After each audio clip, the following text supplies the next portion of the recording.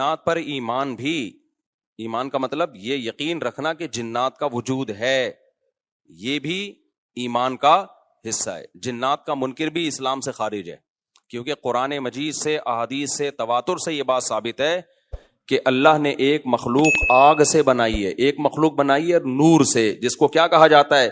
فرشتہ. اردو میں، فارسی میں فرشتہ، انگلش میں اینجل، اور عربی میں ملک. عربی میں کیا کہتے ہیں؟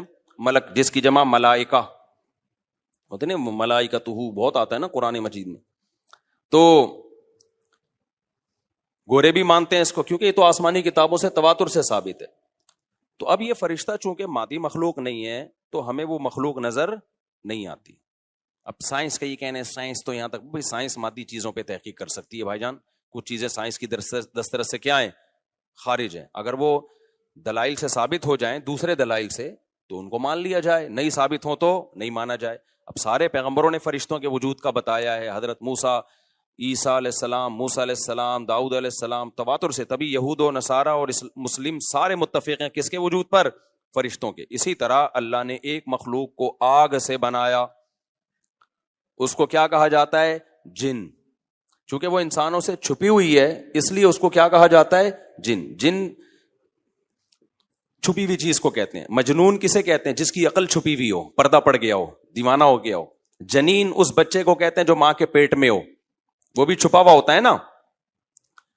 فلما جن علیہ اللیل، قرآن کہتے ہیں جب رات چھا گئی، اندھیرا کر دیا رات نے، تو ہر وہ چیز جو چھپی، جنون اسی سے نکلا ہے. جنون پاگل ہو گیا نا، گویا دماغ ہی غائب ہو گیا ہے، ٹھیک ہے نا. تو ہر وہ چیز جو چھپی ہوئی ہوتی ہے نا، اس میں جیم ڈبل نون والا مادہ پایا جاتا ہے. تو جن کو بھی جن اس لیے کہتے ہیں کہ وہ ہوتا ہے لیکن نظر بولو نہیں آتا. تو اس کے بارے میں ہمارا عقیدہ کیا ہے جو اسلام نے ہمیں بتایا ہے؟ بھائی جنات بھی مکلف ہیں اعمال کے، ان میں اچھے بھی ہوتے ہیں اور ان میں برے بھی ہوتے ہیں. البتہ شیطان ایک ایسا جن ہے جو برا ہے، ہر جن برا نہیں ہوتا، لیکن شیطان ایک برا جن تھا جو اڑ گیا تھا نا، وہ پڈے ماضی میں لگا تھا اور قیامت تک اڑا ہی رہے گا، اس کی نسل بھی ایسا ہی ہے. لیکن جنات میں اچھے بھی ہوتے ہیں اور جنات میں برے بھی ہوتے ہیں. جنات تعلیم کہاں سے لیتے ہیں؟ انسانوں سے لیتے ہیں. جنات میں کوئی الگ سے پیغمبر نہیں آتے، انسانوں ہی کو اللہ نے یہ فضیلت دی ہے کہ جنات فالو کس کو کریں گے؟ انسانوں کو. تبھی جتنے مذہب انسانوں میں ہے نا، اتنے ہی مذہب کس میں ہے؟ جن اگر میرا بیان سنتے ہیں تو 20 رکعت تراویح کے قائل ہو جاتے ہیں، کسی اہل حدیث کا بیان سنیں گے تو 8 کے قائل ہو جاتے ہیں. جہلم والی سرکار کا بیان سنیں گے تو جنوں کی بیویاں عدالت سے جا کے ان کی عدالتوں سے خلا لے رہی ہوتی ہیں کہ وہ شوہر جن شوہر دینے پر راضی نہیں ہوتا. وہ سارے جھگڑے جو انسانوں میں ہے نا، جن میں ہو سکتا ہے کچھ 4 شادیاں کرتے ہوں جو میرا بیان سنتے ہو اور پٹ بھی رہے ہوں جنیوں سے، چڑیلوں سے اور جن میں ایسے بھی ہوں گے جو 1 کے قائل ہوں گے. تو جتنے، اب مجھے نہیں پتا جنات کو 4 کی اجازت ہے کہ 1 کی ہے، یہ کچھ مسائل ہو سکتا ہے جنات کی ہم سے ڈیفرنٹ ہوں، لیکن بہرحال تو حدیث سے ہمیں یہ پتا چلتا ہے بھائی ایک مخلوق ہے جسے کیا کہا جاتا ہے؟ جن کہا جاتا ہے. وہ ہے، اس کا وجود ہے. اور چونکہ وہ ہو سکتا ہے یہاں بھی کچھ جنات بیٹھے ہوئے ہوں، اگر وہ آپ کہیں وہ بیٹھے ہوئے کیوں بھائی؟ وہ کھڑے ہو گئے تو سب آپ لیٹے ہوئے ہوں گے پھر یہاں پہ، اس لیے ان کو بیٹھے ہی رہنے دو. ٹھیک. میں اکثر چٹکلا سناتا ہوں نا، وہ پرانا ہو گیا لیکن کیا کریں. ایک آدمی کو کسی نے بتایا یہ فلیٹ پرانا ہے، خالی ہے، یہاں جنات ہیں، ادھر نہیں جانا. وہ فنٹر بنا ہوا ہے. میں چل جن ون کی ایسی کی تیسی گیا، بیل بجائی، بندہ باہر نکلا نا، اب الٹے پاؤں اس کے آنکھیں گول گول. تو پھر بھی اس میں بڑا کانفیڈنٹلی نا اس نے کہا کوئی ڈرتا ورتا نہیں بھائی صاحب، آپ میں نے سنا یہاں کوئی جنات ہیں. تو وہ کہتا ہے میں تو 500 سال سے لہ رہا ہوں، مجھے تو اب تک کوئی جن نظر. اس نے کہا لے بھائی یہی جن ہے بھائی، 500 سال سے رہ رہے کم، سمجھ رہے ہو. اچھا، تو جنات کی پیدائش انسانوں سے پہلے ہوئی ہے اور جنات کی تعداد بھی انسانوں سے زیادہ، کیونکہ قرآن میں ہے قد استکثرتم من الانس، اے جنات تمہاری تعداد تو انسانوں سے بھی زیادہ ہے. تو پتہ چلا جنات انسانوں سے بھی زیادہ ہیں. تو ان میں اچھے بھی ہوتے ہیں، برے بھی ہوتے ہیں، ہری پگڑی والے بھی ہوتے ہیں، سفید پگڑی والے بھی ہوتے ہیں، دیوبندی بھی، بریلوی بھی، قادیانی بھی، ہندو بھی، ہر طرح کے فرقے. کیونکہ یہ تعلیم کہاں سے لیتے ہیں؟ انسانوں سے. تو جتنے مولویوں کی جتنی قسمیں ہیں نا، سب سے زیادہ قسمیں تو پاکستان میں پائی جاتی ہیں. جتنی قسم کے مولوی ہیں جس ملک میں ہوں گے اتنے ہی قسم کے فرقے بھی اس ملک میں جنات میں بھی ہوں گے, کیونکہ یہ تعلیم کس سے لے رہے ہوتے ہیں, میں نے بتایا انسانوں سے. دوسرا, ان میں ایک مسئلہ ہے, ان میں شر کا عنصر خیر سے زیادہ غالب ہے. انسان کی جو نیچر ہے نا, انسان کی نیچر یہ ہے کہ انسان کی نیچر میں خیر زیادہ غالب ہے, شر مغلوب ہے. انسانوں میں اچھے بائی نیچر اچھے زیادہ ہوتے ہیں, برے کم. ہر انسان جھوٹ کو ناپسند کرتا ہے لیکن کچھ پھیکو بھی ہوتے ہیں. ہر انسان چوری کو ناپسند کرتا ہے لیکن کچھ چور بھی ہوتے ہیں. لیکن جنات کا معاملہ الٹا ہے, ان میں شر کا عنصر خیر سے, یہ سرکشی, آگ میں سرکشی ہے نا, تو ظاہر ہے ہمیں اللہ نے مٹی سے بنایا, مٹی میں کیا ہے, تواضع. تو حق سن کے چپ ہو جانا چاہیے انسان کو. ہو جاتے ہیں ہاں, کچھ شیطان قسم کے ہوتے ہیں وہ چپ نہیں ہوتے, لیکن نارملی انسان کو جب صحیح بات پتہ چلتی ہے وہ کیا ہو جاتا ہے, چپ. مٹی ہے تو مٹی والی خاصیت اس میں ہے. جنات میں آگ سے بنے تو, اور آگ بھی شعلے مارتی ہوئی, تو اس لیے جنات کی طبیعت میں سرکشی زیادہ ہے. ایک بات یہ ہو گئی. دوسری بات کیا ہو گئی بھائی, جنات جو ہے نا, جنات یہ انسان سے زیادہ طاقتور ہوتے ہیں لیکن مرعوب ہوتے ہیں یہ انسان سے. اس کی میں ایک مثال دوں, بیل زیادہ طاقتور ہے یا وسیم بھائی؟ بیل. لیکن قابو کس کے ہوتا ہے بیل؟ انسان کے. وجہ اس کی ہے کہ وہ مرعوب ہوتا ہے انسان سے. اس کو اللہ نے وہ دماغ نہیں دیا جو کس کو دیا ہے, انسان کو دیا ہے. بیل کو جس دن پتا چل گیا نا کہ میں زیادہ پاورفل ہوں, تو کھوٹے کی جگہ آپ بندھے ہوئے ہوگے, بیل نہیں بندھا ہوا ہوگا. لیکن اللہ نے ایک روب رکھا ہے جانوروں پہ بھی انسان کا. گدھے کو دیکھو, چلتے رہو وہ منہ نیچے کر کے لوڈ اٹھا کے چلتا رہے گا. اس کو احساس ہی نہیں ہوتا کہ میری ایک لات کا مار ہے یہ بندہ جو بیٹھا ہوا ہے نا میرے اوپر, تھوڑا سا یوں کیا اور ایک کھسکایا, اٹھا کے گرے گا. تو ایسے ہی خوب سمجھ لو, جنات انسانوں سے ڈرتے ہیں, نہ کہ انسان کو جنات سے ڈرنا چاہیے. جنات ڈرتے ہیں کس سے؟ انسان سے. لیکن ہوا یہ کہ قرآن سے یہ بات ثابت ہے. سورہ جن میں اللہ نے فرمایا وَأَنَّهُ كَانَ رِجَالٌ مِّنَ الْإِنسِ يَعُوذُونَ بِرِجَالٍ مِّنَ الْجِنِّ فَزَادُوهُمْ رَهَقًا. جنات انسان پہ سرکش ہو گئے, شرارتیں کرنے لگے. ادھر سے بندہ اٹھا کے ادھر کر دیا, ادھر سے اٹھا کے. ایک صحابی کو جن اٹھا کے لے گئے تھے. حضرت عمر رضی اللہ تعالیٰ عنہ کے دور میں ایک خاتون کا شوہر گم گیا, تو اس کی بیوی آئی حضرت عمر کے پاس کہ میرا میاں ہے ہی نہیں, پتہ نہیں کہاں گیا. حضرت عمر نے 4 سال کے بعد نا اس خاتون کا نکاح فسخ کرا دیا. یہ امام مالک کی دلیل ہے کہ 4 سال کے بعد نکاح فسخ ہو سکتا ہے. امام ابو حنیفہ کے جو فتوے ہیں نا, زیادہ تر انہوں نے حضرت علی اور عبداللہ بن مسعود کو فالو کیا ہے. وجہ اس کی یہ کہ وہ کہتے تھے کہ یعنی جو اس بارے میں حناف کہتے تھے, حضرت علی نے تینوں خلفاء کا زمانہ بھی دیکھا ہے اور نبی کا زمانہ بھی, تو ان کا علم باقی تینوں خلفاء سے زیادہ ہے. اس لیے فقہ حنفی میں حضرت علی اور عبداللہ بن مسعود کو بہت ترجیح دی گئی ہے. جہاں ٹکراؤ ہوتا ہے نا باقی خلفاء اور سیدنا علی میں, تو وہ ترجیح کس کو دیتے ہیں؟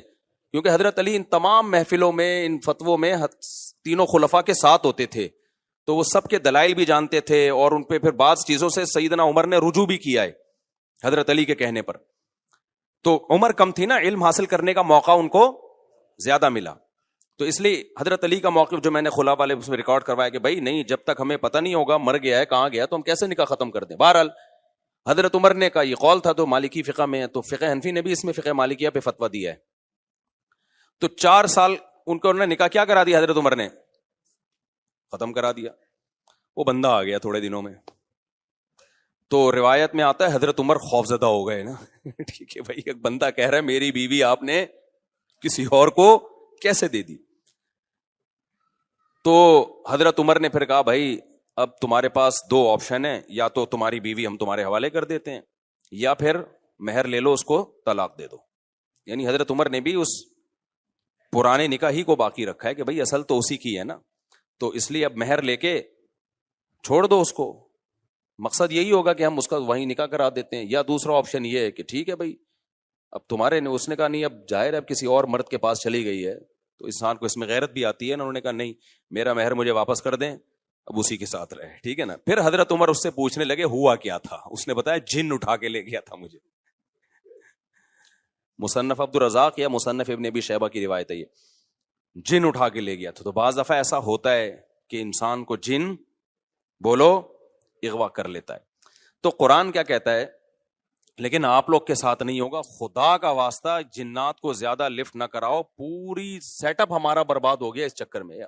صحابہ میں بھی ایک واقعہ ہو گیا نا, یہ تھوڑی کہ ہر گھر میں جن یہ کر رہا ہے, دوسرے گھر میں جن وہ کر رہا ہے, تو تیسرے گھر میں جن نندوں کو لڑا رہا ہے, چوتھے گھر میں جن ساسوں کو لڑا رہا ہے.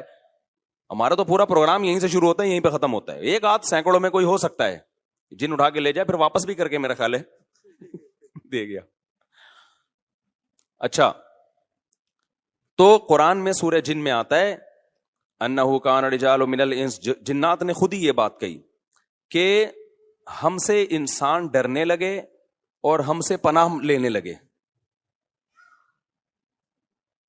یعوذون برجال من الجن, ہم جیسے اللہ کی پناہ میں آتے ہیں نا مصیبتوں سے بچنے کے لیے, اعوذ باللہ ہم کہتے ہیں اللہ میں تیری پناہ میں آتا ہوں. تو لوگوں نے کیا کیا تھا, مشرکین نے جنات کی پناہ میں آنا شروع کر دیا کہ جنات ہمیں مصیبتوں سے بچائیں گے. تو جب جنات کو یہ لگانا کہ ہم ڈرتے ہیں انسان سے اور یہ ہمیں اتنی ویلیو دے رہا ہے کہ یہ مصیبتوں سے بچنے کے لیے ہمارا سہارا لے رہا ہے, تو اس چیز نے جنات کو انسانوں پہ سرکش بنا دیا اور جنات اپنی اوقات سے باہر نکل گئے. یہ بالکل ایسا ہی ہے جیسے کمزور سا باریک سا ٹی بی کا مریض ہو اور محلے کے بدماشوں کے دماغ میں کسی نے جا کے ڈرا دیا کہ بھائی یہ دیکھنے میں ایسا لگتا ہے, اندر سے یہ بہت زرخیز ہے, بہت خطرناک ہے.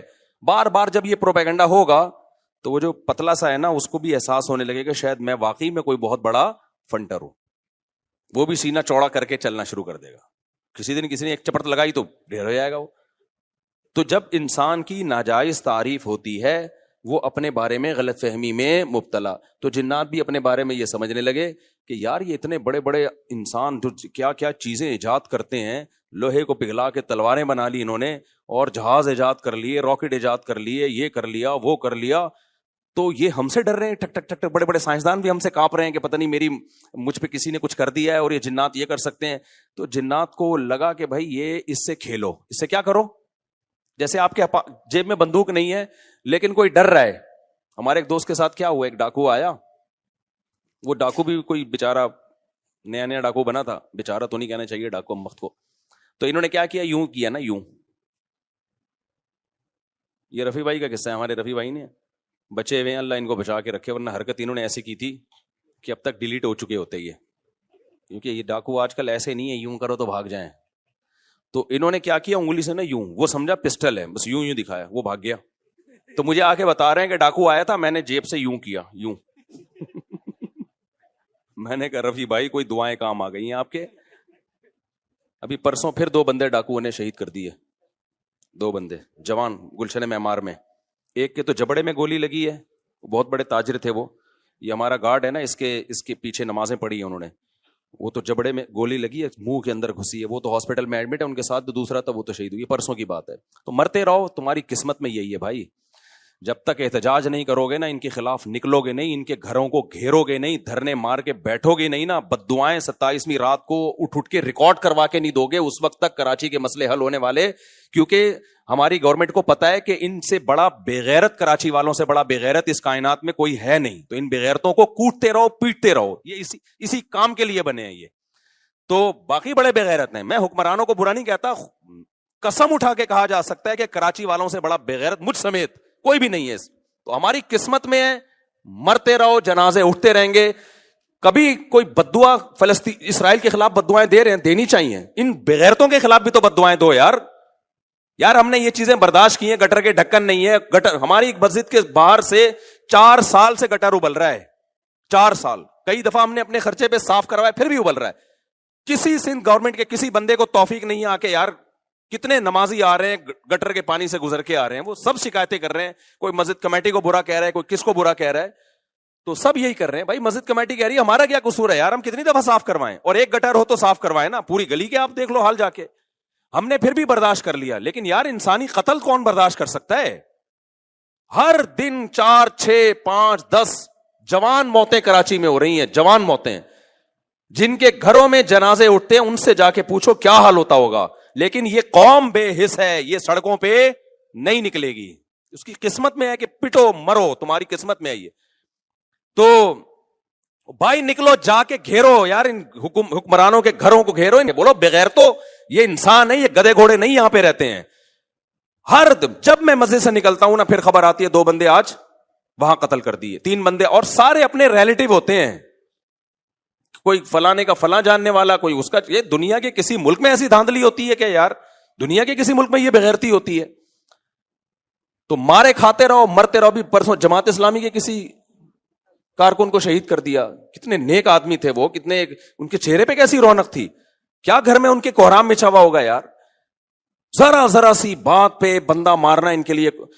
پچھلے سال سویڈن سے ایک میاں بیوی کا جوڑا آیا ہوا، بچہ چھوٹا ساتھ میں، سویڈن سے چند دنوں کے لیے آئے تھے وہ کراچی. بیوی کے سامنے جوان شوہر کی لاش تڑپ رہی تھی. بچے پہ کیا گزرے گی جو اپنے باپ کو اس طرح سے مرتا ہوا دیکھے گا؟ تو انتظار کرو اپنی باری کا، اور کچھ بھی نہیں ہے. اور ایسی بے حس قوم ہے نا جو مرتا ہے وہ بھی احتجاج نہیں کرتا، اس کے بھی رشتہ دار آرام سے بیٹھے ہوئے ہوتے ہیں. یار سوشل میڈیا پہ ایک طوفان کھڑا کر دو، گالیاں دو ان حکمرانوں کو. سوشل میڈیا پہ گالیوں کا نا ایک سلسلہ شروع کرو، تو اس کے بعد شاید یہ بغیرت تھوڑا سا ہل جائیں. یہ نہیں ہلیں گے بھائی، کیونکہ ان کا کوئی بندہ یہ تو پوری گاڑیوں کے ساتھ